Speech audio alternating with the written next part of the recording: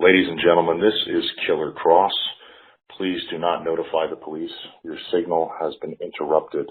You are now listening to Rock and Wrestling Local 420. Tuck your chin, please, sir. Thank you.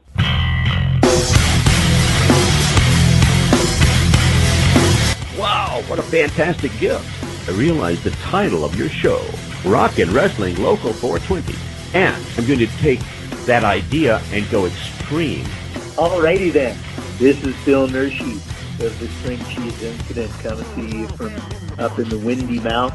I'm here joining Cosmic Chris on the Rock and Wrestling Local 420. This is the big ugly JD Bishop, and if you're not listening to Rock and Wrestling Local 420, you must be stupid.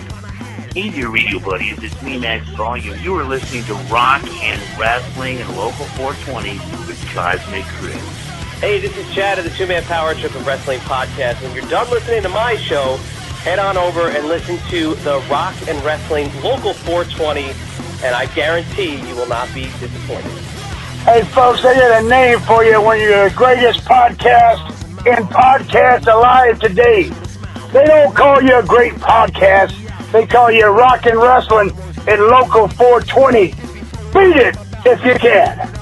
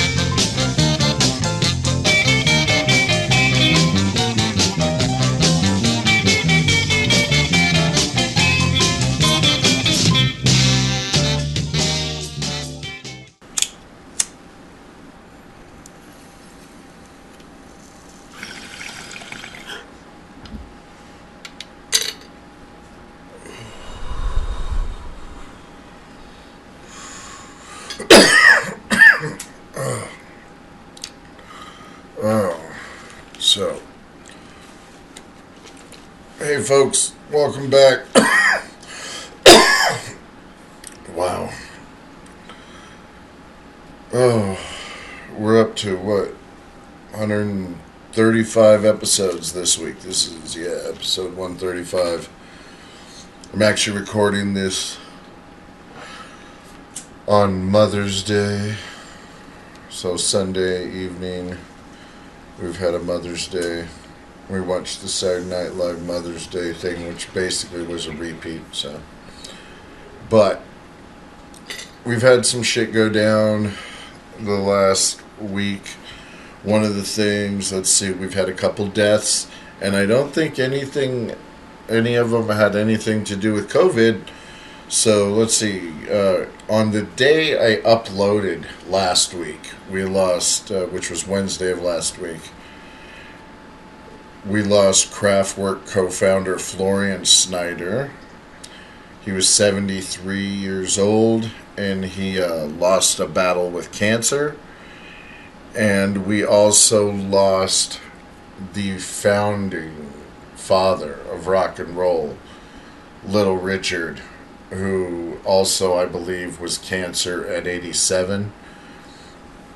But, I mean, the thing is anything, whether it's cancer and old age now, is always going to be chalked up to COVID-19. Coronavirus. And that's just fucked up because... And they will be sadly missed, don't get me wrong. I mean, but at the same time, I've always said anything past 75 is okay to die. I mean, I want to live to 100, don't get me wrong, but, once you've lived 75 years and 3/4 of a century, you've pretty much probably had a good life, or at least an eventful life. But my point is, back to this COVID thing, is they're going to chalk it up to COVID because they'll say, oh, wow, his immune system, he was old, so it must have been COVID, when it probably wasn't. And I just watched this video, and it's going viral. I'm actually surprised. and it's a hot mic when people were just filming some sort of all these kind of first responder commercials, and not that I'm against those. I mean, we need to take care of our people that are helping us. I'm just saying there was one that was just, like I said, filmed, and it was not even real. It was complete actors, and like I said, the chick was hot mic'd, and she was like, okay, well, I'm glad that's over. So, yeah, I mean, I don't know verbatim what she said, but I was like, wow. And now there's all this stuff about Fauci basically creating this thing and predicting it and all. It's just so. And I'm not chalking that up to the whole cabal thing a few weeks ago. I'm just saying, as far as the pandemic, like I said, I know it's real, but and we're finally getting back to phase 1 of returning from 2 months of just sheer hell. And people are just so at each other's throats, man. People are pulling guns on people for not wearing masks. I mean, there are people in California, like, you don't even go into their shop without a mask, otherwise you get a gun put on. You better get back outside there, boy. Put a mask on. Don't bring your COVID over here. And so with that video going around, I don't know, like, there's just so much bullshit, and we don't know what's real, and then of course this doctor does this video on the masks and basically says, and it's, if you think about it, it's true, dude. If you've got a mask on, it's kind of blocking your proper breathing. You're breathing back your own carbon dioxide, which is not good. So with all this bullshit about Fauci totally, and now all of a sudden there's COVID in the White House, and Fauci and some of the other people are quarantining, and it's just, I don't know. I mean, it's just all this weird shit, because one of the other things I noticed was people actually, oh God, what was it? It was apparently Fauci with, okay, so if you wash your hands all the time and you wear a mask all the time, you're basically weakening your immune system if you quarantine yourself. And, so you're robbing your immune system of, now I get it, you want to quarantine so you don't pass it on, but at the same time, you're weakening your own immune system. And so apparently, when this doctor made this video, he was saying that he planned it, and he's trying to weaken the immune system so more people will die, and make you think that the norm should be, oh, just quarantine, don't go to a hospital, do your own thing, call somebody and get instructions for what to do. And I'm just like, okay, I don't know which way is up anymore. But like I said, people are freaking out. But one of the cool things is I went to the thrift store over here. I was on my way to Taco Bell on 4th Street, and I was just crossing 2nd. And there's always been this little thrift store called The Nest. And I've always wanted to go check it out. And, man, I decided, okay, wait, before Taco Bell can wait. So I just take a left as soon as I notice this place is open. And this lady couldn't be more happy to see me. She was just like, and she was talking about the same kind of shit that I was talking about, like, and we, none of us really know. That's the scary thing, is none of us really know what's really going on. Whether you go, no matter what conspiracy theory you're actually thinking of, So I'm just happy shit's slowly starting to get back to order. But the thing is like, I wanted to go to Goodwill today, and I didn't, and I couldn't. We drove there, and it was still closed, and I was like, dude. And then, bars are still closed here, and with bars, I understand there'll probably be phase 3 or 4. So I get it, but then I'm talking to my friend who lives down in Hawthorne, which, if you're in the middle of Nevada and there's no cases down there, I guess bars are open down there and stores are still open down there. And he's like, it's fine down here, man. And I'm just like, fuck, man. Like, I've never really wanted to live in Hawthorne, Nevada, but, fuck if things are actually normal. But, so with that said, I just hope we come to,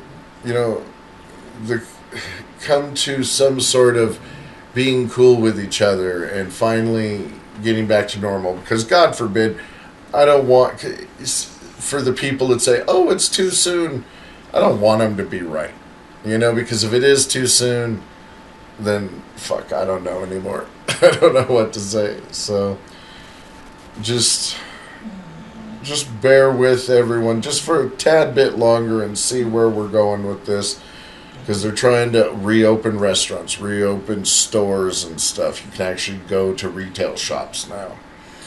And oh God, what was the one I think it was in Amsterdam.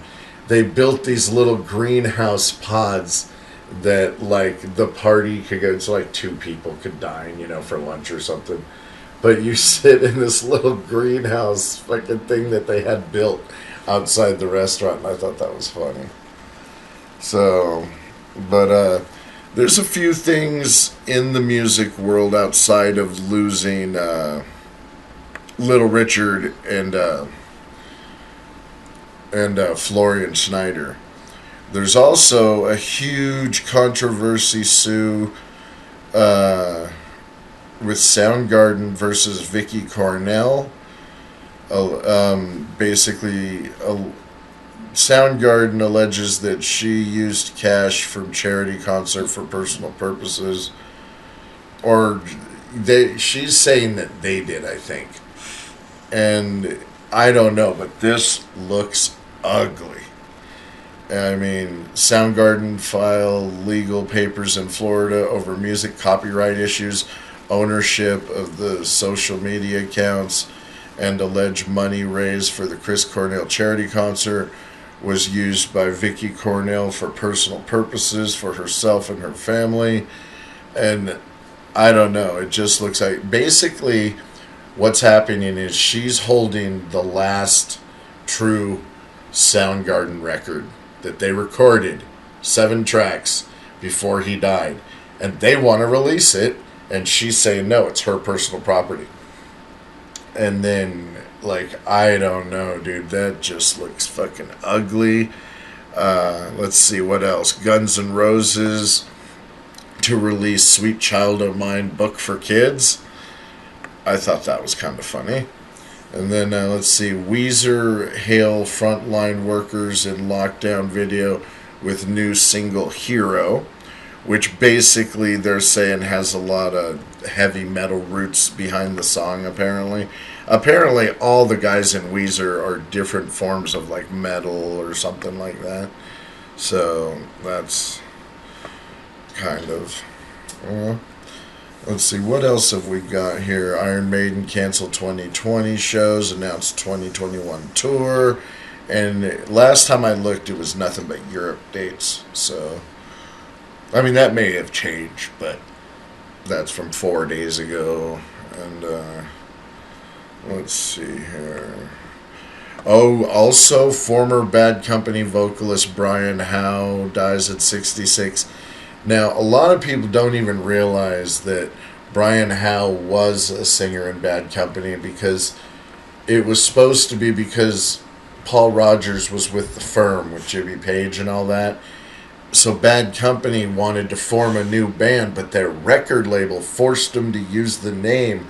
So they weren't trying to keep going with Bad Company without Paul Rogers, but they were kind of forced to. So a lot of these 4 albums with Brian Howe, a lot of people don't even realize they exist, and they actually had some hits.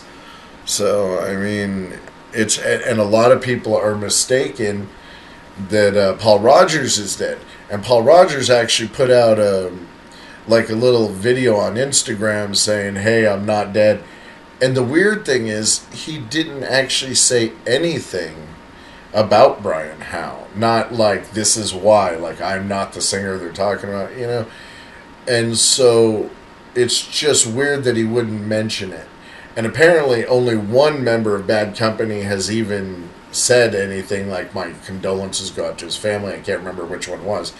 But, like, the actual Bad Company website doesn't even have his albums listed on the website. Like, they recorded, like, he was in the band 8 years, from 86 to 94.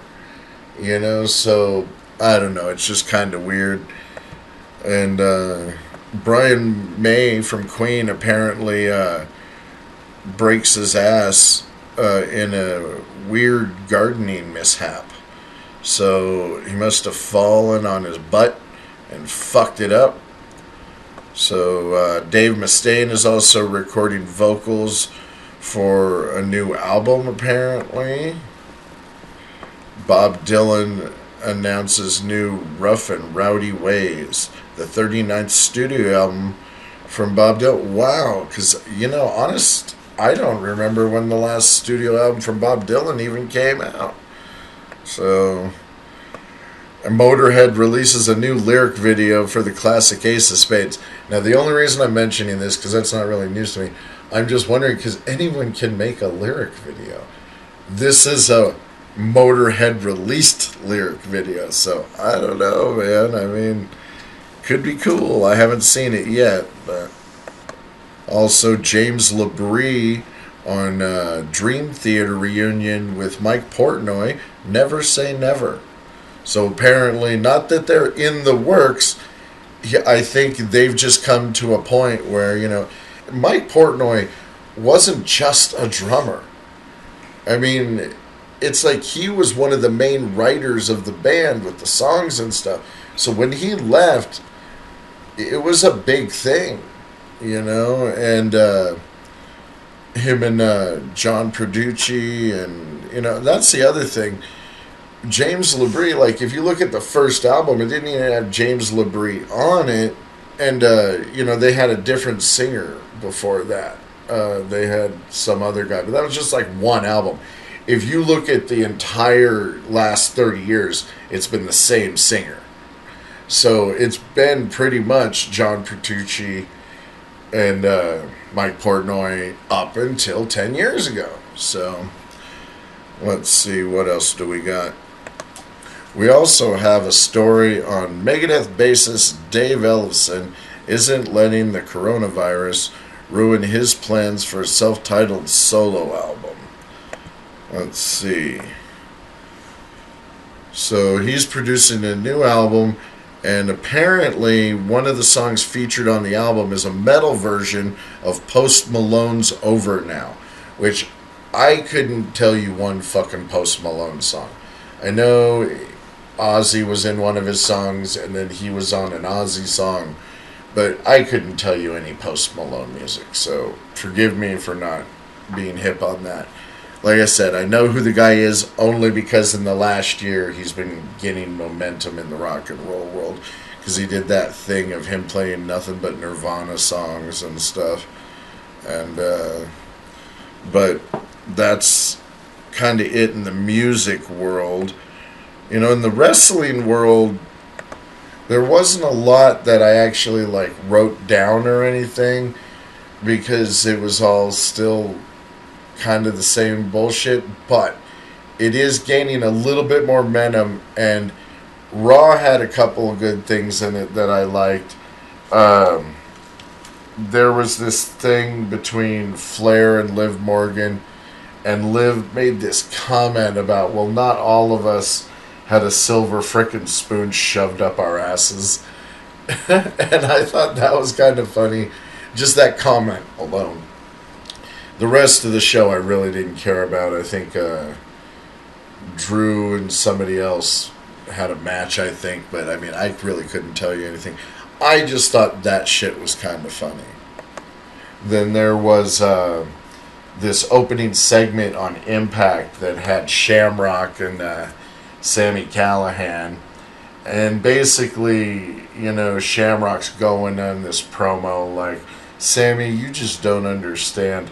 I've made some of the biggest names in this industry tap out.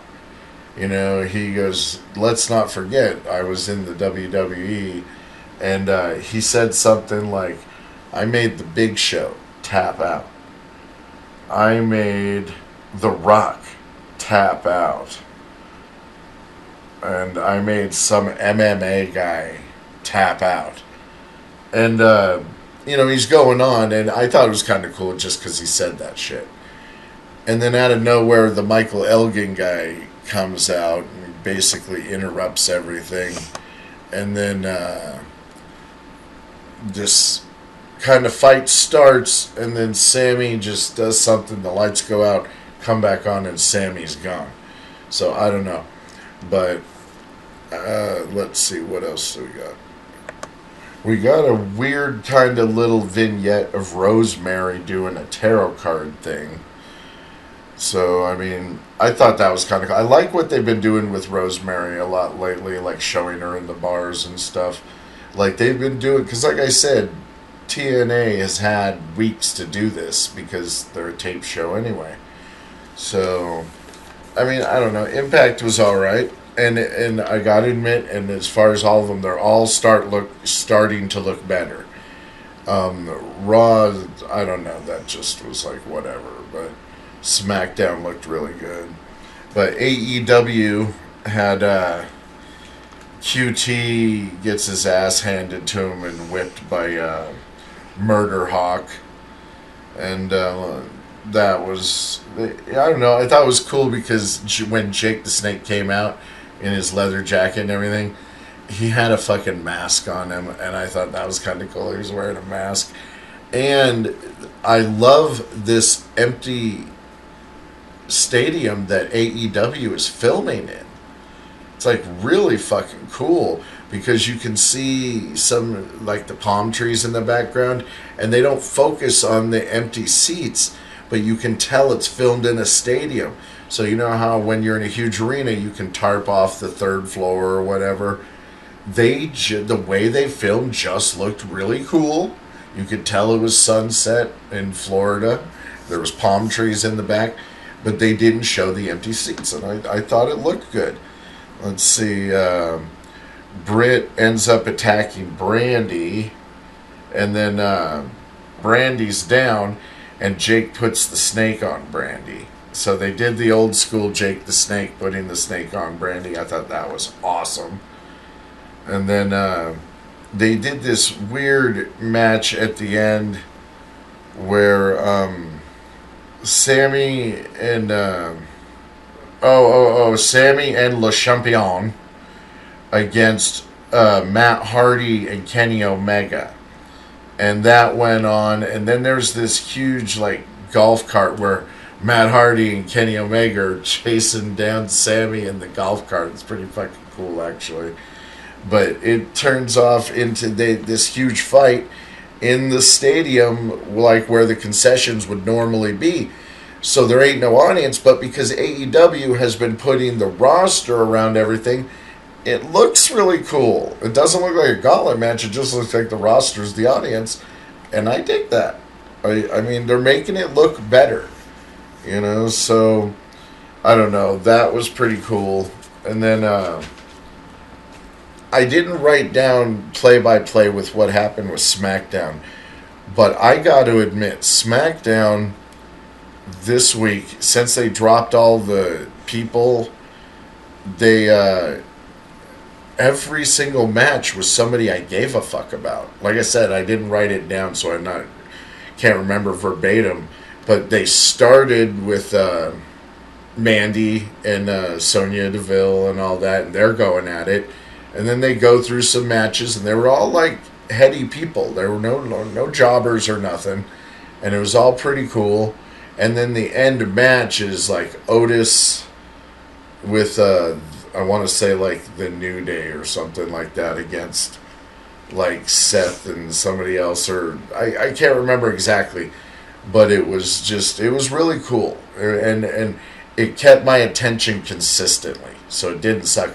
And I gotta say, out of Raw, or not Raw, but Raw, SmackDown, and NXT, SmackDown is the A show right now. It's the flagship show.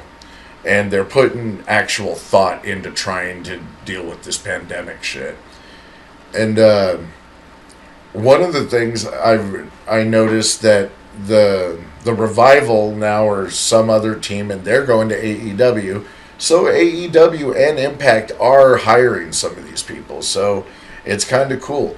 Tony Khan has not let anybody go, unlike the WWE. So I don't know. I'm at least a little bit more entertained. You can see they're trying to think outside the box and figure out how can we make people watch our show. Because there are still marks that are all, this is the best time in wrestling still. This is better than highest ratings in a long time. And it's like, not really. Because, dude, Vince Russo's lowest rating, I think, was a 2.1. So come on, dude. Even at his lowest, all wrestling, that's what it is. So, all right, let's get into some music. I'm going to do a whole Dio tribute to start off everything. So we're going to start this show off with Elf and When She Smiles. See you when we get back. Hey, this is Kevin Kleinrock from Masked Republic and the Keeping It 100 with Conan podcast, and you're listening to Rock and Wrestling Local 420. Make sure you tune in every week. Hey, it's Pat Kelly of the West Coast Wrestling Connection and the Golf Guys radio show, and you're listening to my buddy, Cosmic Chris, Rock and Wrestling Local 420. This is Hotshot Danny Duggan, and you're listening to Rock and Wrestling Local 420. Well, hey, what's going on, people? We are back. Hope you like that first set of music. We actually started the show off with a Dio tribute, and I played Elf, which was his first band, with When She Smiles, Rainbow 16th Century Green Sleeves, off that first Richie Blackmore's Rainbow album. Awesome fucking album. One of the best albums ever in history. Followed that up with, in 1992, the Reunion album that featured, it was Black Sabbath, and it featured a song called TV Crimes, which I thought was really cool because they did some videos on MTV. And then finally we played Dio's Mystery. It's always a mystery, just like you and me. And it's one of those kind of cheesy Dio songs. You know, I didn't really go off on how awesome his voice is. I wanted to play kind of obscure shit. You know, because if I could have played Heaven and Hell, I could have played Man on the Silver Mountain, I could have played, you know, The Last in Line, or I could have even played Stargazer. Like, dude, Stargazer to me is probably the coolest fucking Rainbow song ever. But I just wanted to play some obscure shit, some B-sides and stuff like that. So, and those are all songs I really, really like. So, I mean, LA 59 is probably my favorite Elf song, but I played that, an episode or two ago, so, yeah. So, like I said, I hope you liked that first set of music. It was a Dio tribute. So, now let's get into some This Week in Rock and Wrestling. Starting on May 13th, 1964, Glacier is born. 1991, Scarlett Bordeaux is born. 1967, Mozart's first opera, Apollo et Hyacinthus. I hope I pronounced that right. Premieres in Salzburg. And he wrote it when he was apparently 11 years old. 1965, I Can't Get No Satisfaction is recorded by the Rolling Stones. 1966, Paint It Black is released in the UK. Now, we played Paint It Black last week because it was released in the USA. So a week later, they released it in the UK, so I'm not going to play it. 1970, the Let It Be movie is, I think, the Cannes Film Festival or something like that. And 1922, B. Arthur is born. 1941, Richie Valens is born. 1950, Stevie Wonder is born. 1969, Brian Carroll, aka Buckethead, is born. 2012, Donald Duck Dunn, bass player for the Saturday Night Live band, Booker T and the MGs. The list is fucking endless. The Blues Brothers. I mean, yeah, dude, one of the greatest bass players in history. He's on every fucking doo-wop shit from the 60s that you ever know. Like, that's the bass line on Green Onions is Duck Dunn. 2019, Doris Day dies at the age of 97. 1968, the Beatles announced that they will be starting Apple Records. May 14th, 1960, Dr. Death, Steve Williams, is born. 1955, Vader is born. 1985, Zack Ryder is born. 1979, The Kids Are All Right. The Who's movie premieres at the Cannes Film Festival. 1983, She Blinded Me with Science by Thomas Dolby reaches number 5 on the Billboard charts. 1928, Will Dub Jones from the Coasters is born. 1936, Bobby Darin is born. 1943, Jack Bruce from Cream is born. 1952, David Byrne from the Talking Heads is born. 1953, Tom Cochrane from Red Ryder is born. Lunatic French. 1962, CC DeVille from Poison is born. Also on that same day, 1962, Ian Astbury from The Cult is born. 1966, Fabrice Morvan from Milli Vanilli is born. 1966, Mike Inez, the bass player for Alice in Chains, the one that died a few years ago after being on Celebrity Rehab, dies. I'm not sure how old he was. 1998, Frank Sinatra dies at the age of 82. 2015, B.B. King dies. May 15th, 1957, Kevin Von Erich is born. 1958, Farouk is born. Oh yeah. 1983, Filthy Tom Lawler is born. 1941, Nazis in the Netherlands forbid Jewish music. I'm sure Nazi sympathizers, not just Nazis. 1967, Paul meets Linda Eastman, his future wife. 1968, Paul and John appear on Johnny Carson. Also on that same day, George Harrison is in The Wonderwall, which premieres on that same day at the Cannes Film Festival. 1981, All Those Years Ago by Harrison is also released on that day. 2005, Revenge of the Sith, Star Wars Episode 3 is released. Oh wow, it's released at the Cannes on that day.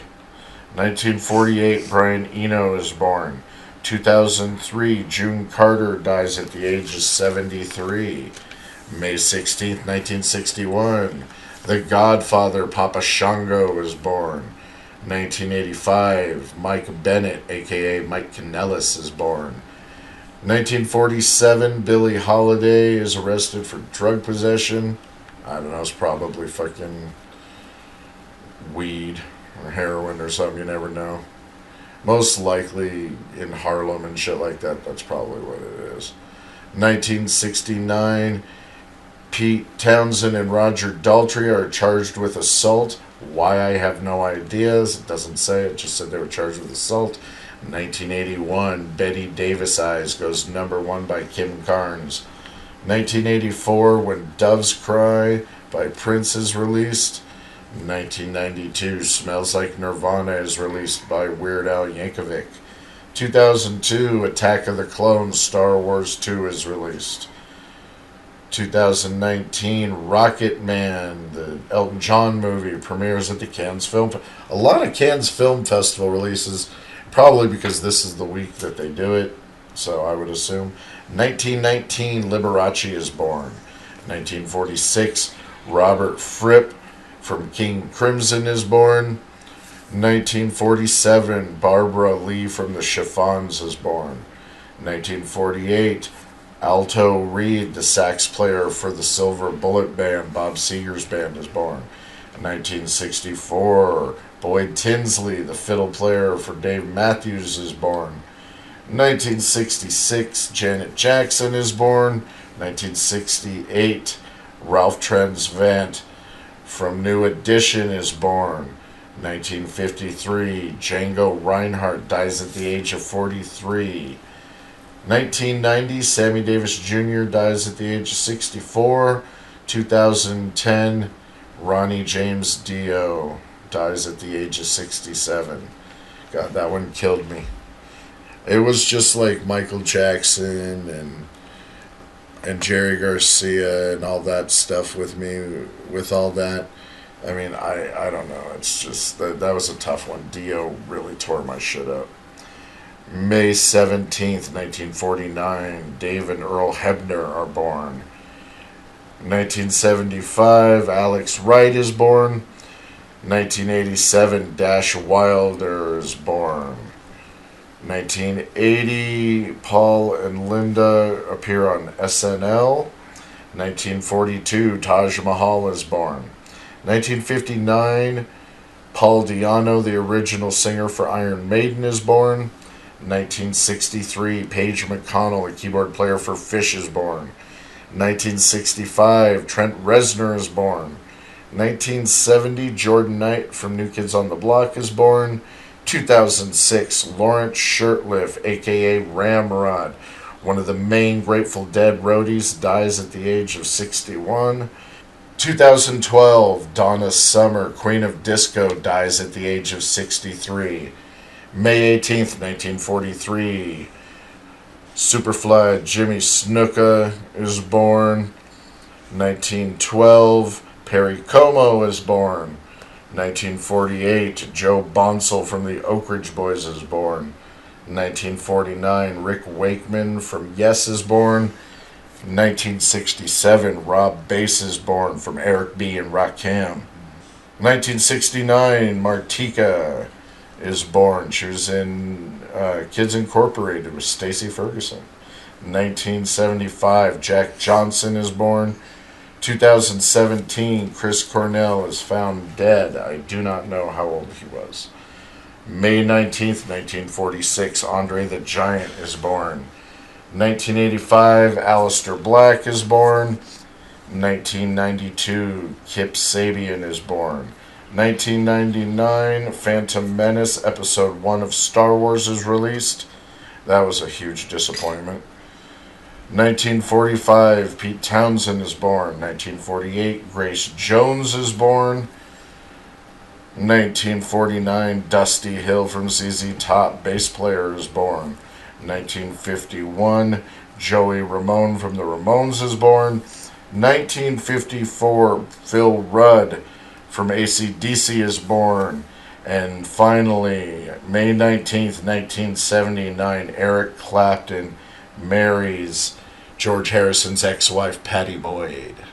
So, well, that's this week in rock and wrestling. And that was a crazy week, wouldn't you say? So, hey, let's get into some more music. But before that, let's hear from our sponsor. Are you hungry? FoodJets.com offers on-demand food delivery with fast curbside service 7 days a week. If you're hungry, it's time to buzz the tower. Come on board. Just download FoodJets on your App Store, Google Play, or go to FoodJets.com and put in promo code RADIO to get $5 off your first order.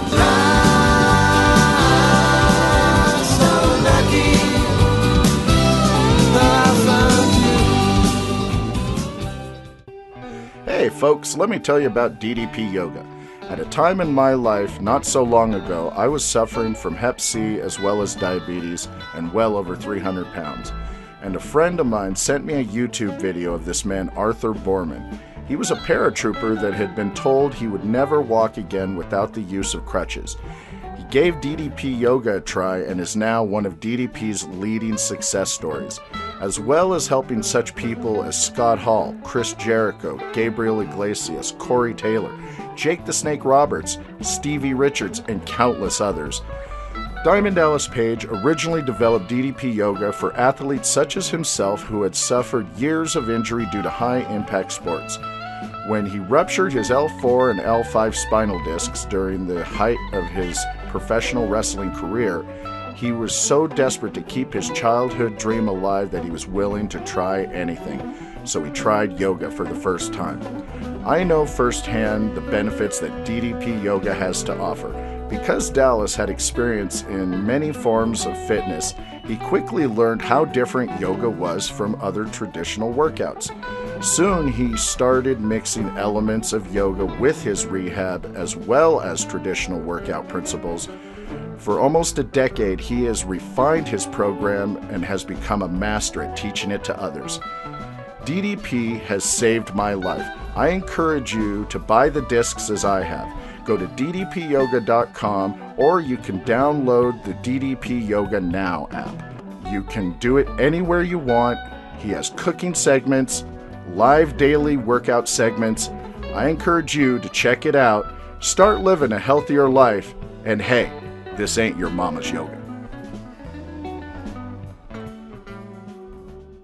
So this is Greg Golden from the Greg Golden Band, Bizarre Guitar in Reno, Nevada, and you're listening to Rock and Wrestling Local 420. Those guys rock. Hey, we've reached the end of this episode.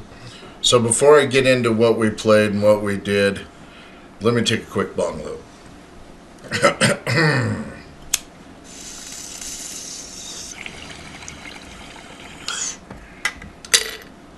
There you go.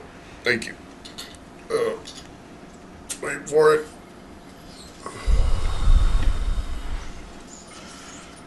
That's a good one. I didn't even have to cough. So I started that second set off of music after This Week in Rock and Wrestling with Bob Seger and Turn the Page because of his sax. That's like, out of all the sax in the Silver Bullet Band, that's the sax song. Kind of like the sax in Baker Street, you know, it defines the song. So yeah, we played that, and right after that we played some Dusty Hill, ZZ Top Tush. Next up we had Primus with the Ballad of Buckethead, and then followed that off with actual Buckethead playing the Star Wars theme, because it's the Star Wars week. We just got done with May the 4th last week, so wanted to play some Paige McConnell Fish after that with Tila. That's a song Trey wrote for his thesis, but Paige sings it, and it's just, he does the best vocal on that. Took that into Kraftwerk with the Robots, and then Thomas Dolby with She Blinded Me with Science. Next up we had Little Richard with Long Tall Sally, Milli Vanilli, Girl I'm Gonna Miss You, New Edition, If This Isn't Love, and then Dave Matthews Band with Ants Marching. Well, we had George Carlin, his weekly rant that I play with his rant about sports. And then our final set off of music was Weird Al Yankovic and Smells Like Nirvana, Alice in Chains with Them Bones, Soundgarden with Jesus Christ Pose, Pete Townsend with Let My Love Open the Door, Iron Maiden with I'm Running Free. So I hope you like this week. You know what? I actually had an interview ready to go, but somehow it got fucked up, and I don't know, just this last week has been kind of rough. But hey, you know what? I got to admit, as much as I've been bitching, I did actually get my stimulus check So I don't know what's going on these days, but you know, it's nice to at least have something. So I mean, I don't know. I paid some instant bills with it. You know, I'm trying to kind of keep it afloat to where I can try and move out of this roach-infested fucking apartment. So, but hey, at least I got a little bit of help. But, you know, we still need help in is bringing Dino's killer to justice. So please make sure you go to Justice for Dino, and you check out my Instagram, Punching Baby Yoda. Check out my Facebook, and there'll be the collage of Philip Green Farmer, Gregory Farmer, just this punk bitch who's fucking killed our dog. And just find him on social media or do whatever, you know, and harass the hell out of him. If you know where he is, call the fucking cops on him, because this guy's a piece of shit, and I want him found. So we just want some, you know, at the very least, if y'all will just keep the story alive and harass him, I'll be happy. As long as people know how much of a piece of shit that he is. So, without Tony Kirillik and Kevin Ryan, the show wouldn't exist, because they edit my show and make me sound somewhat tolerable. At least tolerable, that I have somewhat of an audience. So, without them, it wouldn't be possible. Want to thank Brian Zane, Wrestling with Regret. Let's see. Thank Z Dude, who's helping me with my YouTube page. Follow him, ZeeDood. And let's see what else. You can find us on Stitcher, on Spotify. You can email us, rockandwrestlinglocal420@gmail. Like I said, Instagram, Punchin' Baby Yoda, Facebook, etc., etc. And hey, come back next week for episode 136, and hopefully I can land an interview. All right, guys. See ya.